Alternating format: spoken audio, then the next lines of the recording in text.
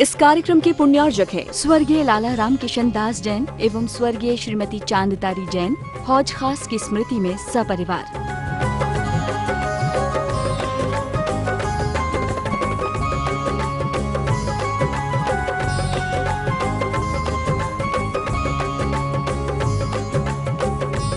ओम नमः ओम नमः ओम नमः नमो अरिहंताणं नमो सिद्धाणं नमो आयनीयाणं नमो वैझायाणं नमो लोई शब्दशाहूणं।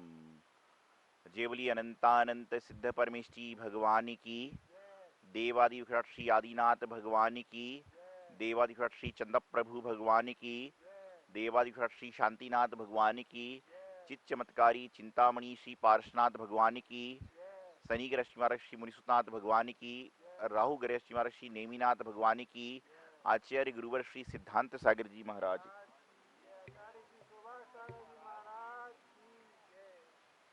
महानुभाव,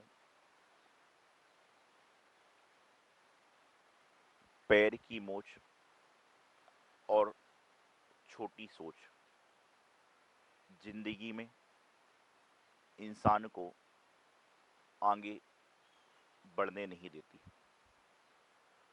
पैर में यदि मोच आ जाए, पैर में यदि चोट लग जाए तो इंसान आगे नहीं बढ़ सकता। उसी प्रकार से जीवन में यदि छोटी सोच आ जाए तो भी इंसान आगे नहीं बढ़ सकता। पैर की मोच को, पैर की चोट को हकीम वैद के माध्यम से आप उसको मोटिवेट करके पैर को सही करवा के सही काम करके ठीक कर सकते हो। लेकिन जो इंसान की छोटी सोच होती है, इंसान की जो केकड़ा वृत्ति होती है, इंसान की जो दूसरों के प्रति दुर्भावना की वृत्ति होती है, और यह सोच जब इंसान के जीवन में आ जाया करती है तो वह कभी आगे नहीं बढ़ सकता। आपने देखा होगा भारत देश, यहाँ पर अनेक खेल हुआ करते हैं। क्रिकेट भी होता है, हॉकी भी होता है, फुटबॉल भी होता है, कबड्डी, खो खो, कुश्ती आदि सभी होते हैं।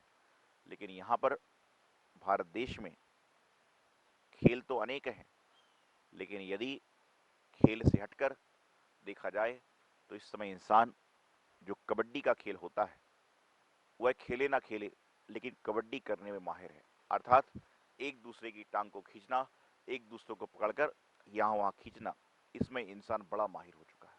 केकड़ा वृत्ति हो चुकी है, केकड़ों की वृत्ति हो चुकी है। एक बार अमेरिका में केकड़ा सम्मेलन हुआ, सारे देश देश के केकड़े आए और सभी लोगों ने, अपने अपने देश वालों ने जो केकड़े आए थे उन सबको डब्बे के अंदर बंद करके रखा। भारत देश के एक प्रांत के भी केकड़े गए थे, वहां पर डिब्बा खुला हुआ था। लोगों ने कहा कि डिब्बा बंद कर दो, नहीं तो केकड़े निकल जाएंगे, केकड़े भाग जाएंगे। तो उस आदमी ने कहा कि झांको जरा डिब्बे के अंदर। तो उन्होंने झांक कर देखा, डिब्बे के अंदर झांक कर देखा तो देखते हैं कि एक केकड़ा ऊपर चढ़ना चाह रहा है, 3 केकड़े उसकी टांग खींचकर नीचे खींच रहे हैं। एक केकड़ा ऊपर जाना चाह रहा है, 4 केकड़े खींचकर उसकी टांग नीचे खींच रहे हैं। तो अर्थात कहने का मतलब ये था कि उसने बताया कि यहाँ पर हमारे आसपास के लोग इस तरह के होते हैं कि वे किसी की बढ़ती को नहीं देख सकते। यदि कोई व्यक्ति बढ़ रहा है तो उसको टांग खींचकर पीछे खींचने का प्रयास करते हैं। ये वृत्ति है, ये हर मानव की वृत्ति है, हर इंसान की ये बात है, हर इंसान की ये सोच है। और जब तक इंसान की यह सोच रहेगी वो इसका जीवन कभी सुंदर नहीं हो सकता।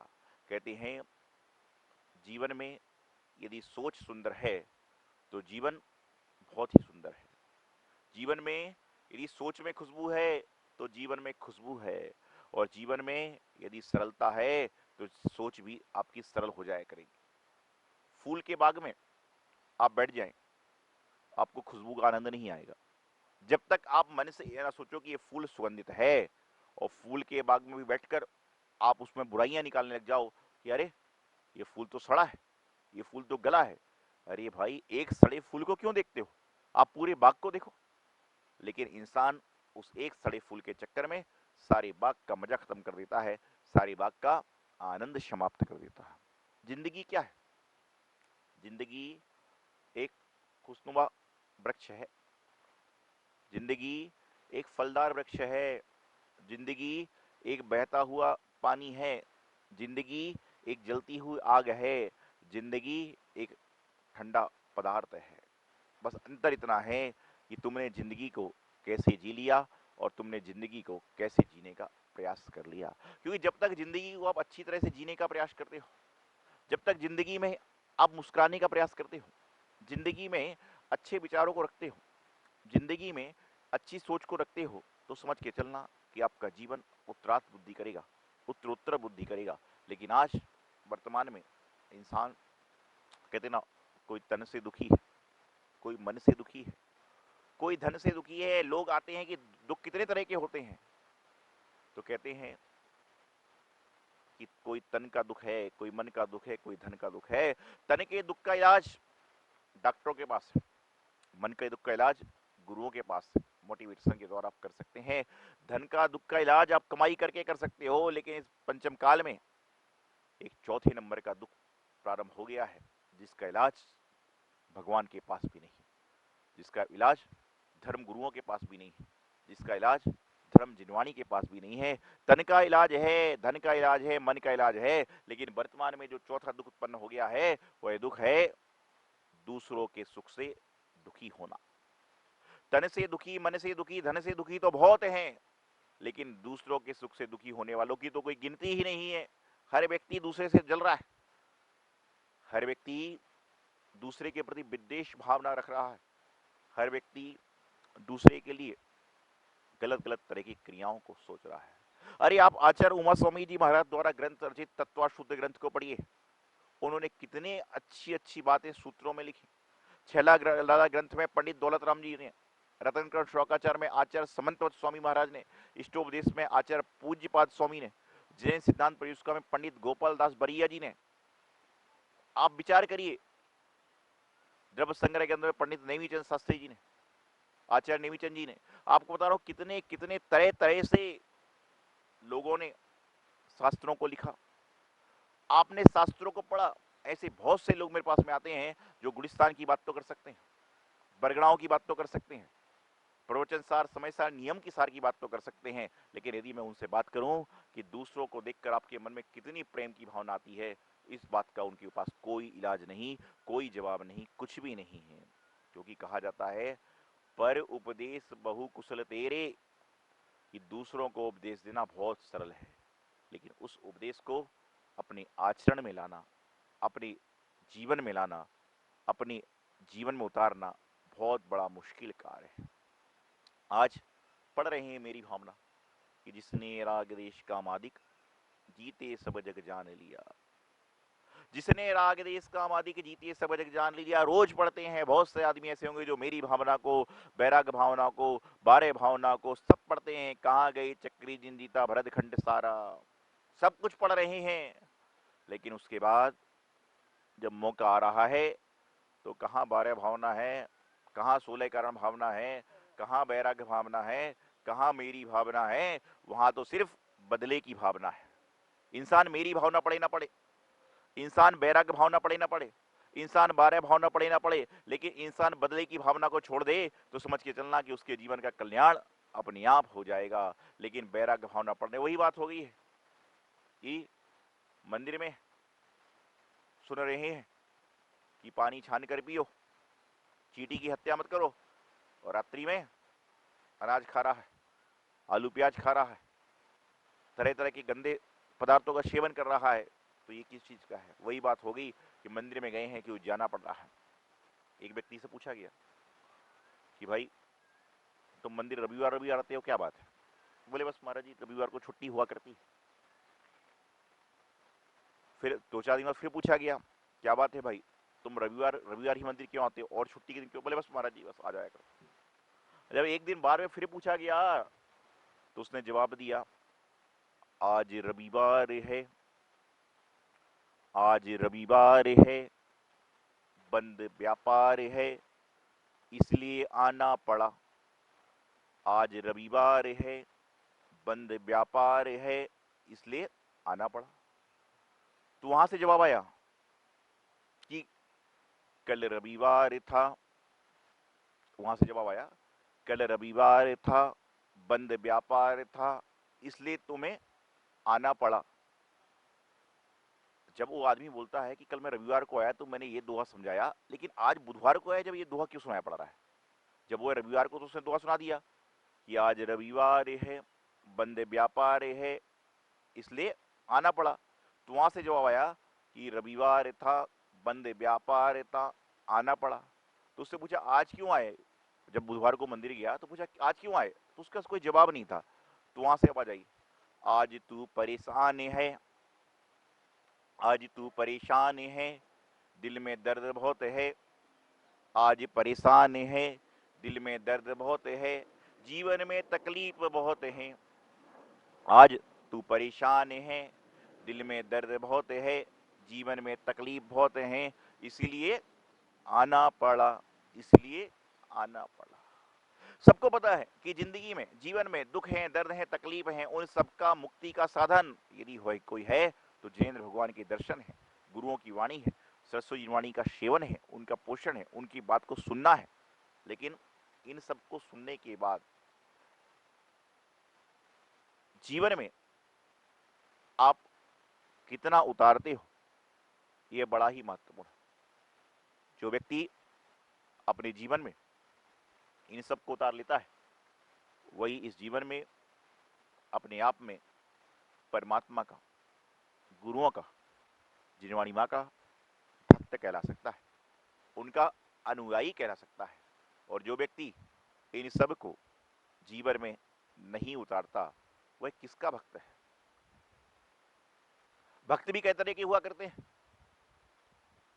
एक बार एक व्यक्ति आया, कहने लगा हे भगवान मैं आपके चरणों में श्रीफल की भांति चढ़ना चाहता हूं।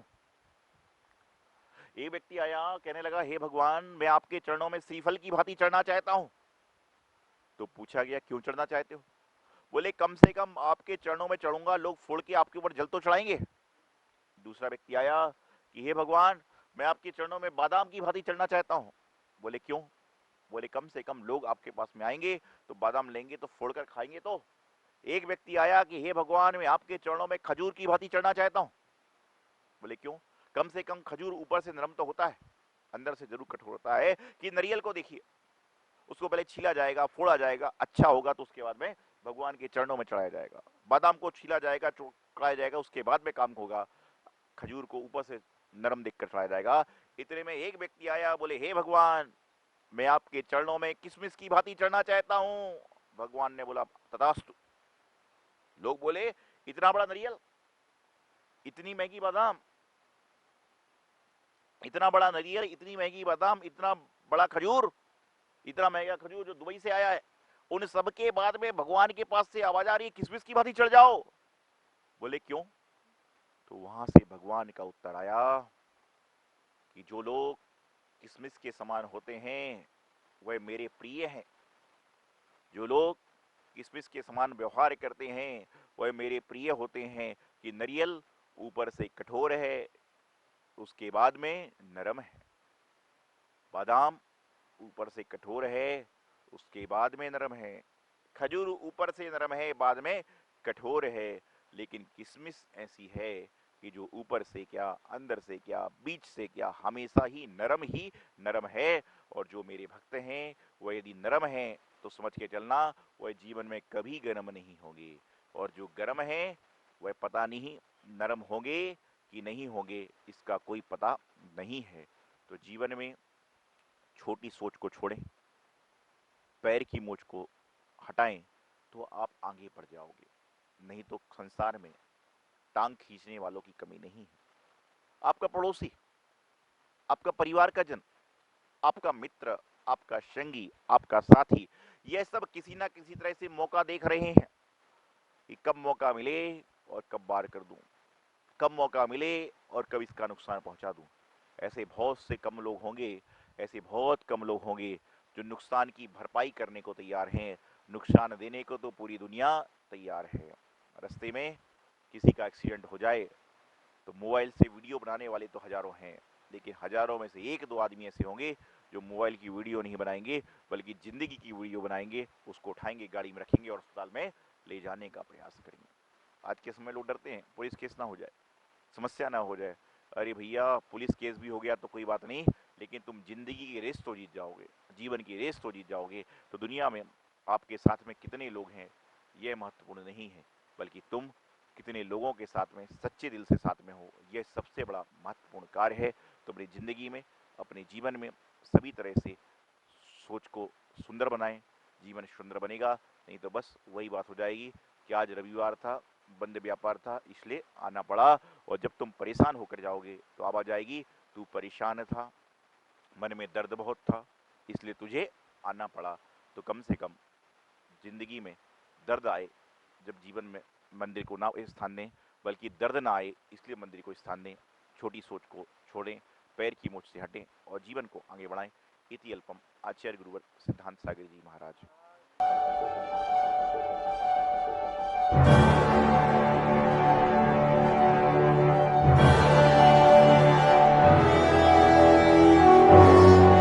चिंतामणि पार्श्वनाथ भगवान की जय। आचार्य श्री सिद्धांत सागर जी महाराज की जय। आचार्य श्री सौभाग्य सागर जी महाराज की जय।